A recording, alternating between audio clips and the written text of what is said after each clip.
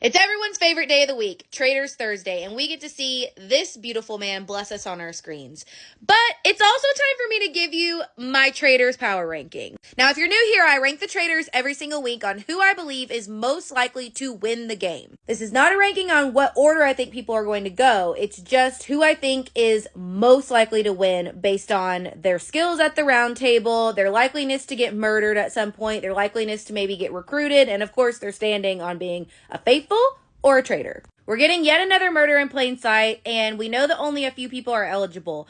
Of those people that are eligible, I believe that either Chriselle or Dolores are most likely to get murdered on the very first few minutes of episode 8. So keep that in mind as I push through this. Let's get started with the rankings. Coming in dead last, 11th place on my list, Tom Sandoval. I know it's been a little while since I've had him last, but I figured you guys would be happy to see him last again. Based on the way that the show was edited, at the very end, Tom is like, oh, he's shocked. I think that means that they're just trying to throw something out there for us. I do not believe he's actually the one to get murdered. But I've been wrong throughout this entire thing, so who knows? Look, there's only 11 people left in the house, which means there's 10 people left that aren't Tom Sandoval, and I just don't see how those 10 people are going to allow him to take any amount of that $250,000 from them. Look, if the majority of the house does not like him, I just don't see how, even if he does make it to the final circle of fire, that anyone will not be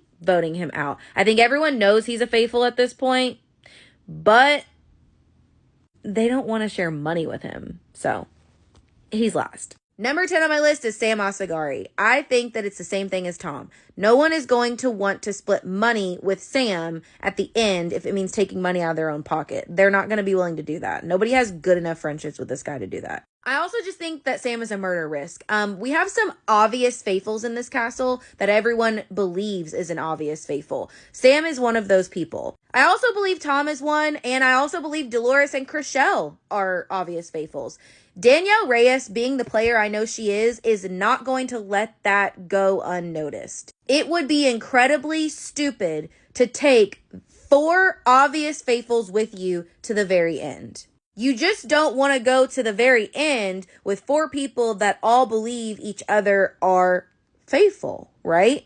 Even if they think you might be a faithful, it's just not a good idea. So you're going to have to break that crew up a little bit and take someone out of there. That's why I just don't think that Dylan is going to be murdered anytime soon, because I mean, the faithfuls could swing on him, you know? He's not in a completely safe category yet. All right, that's it for part 1. Stay tuned for part 2.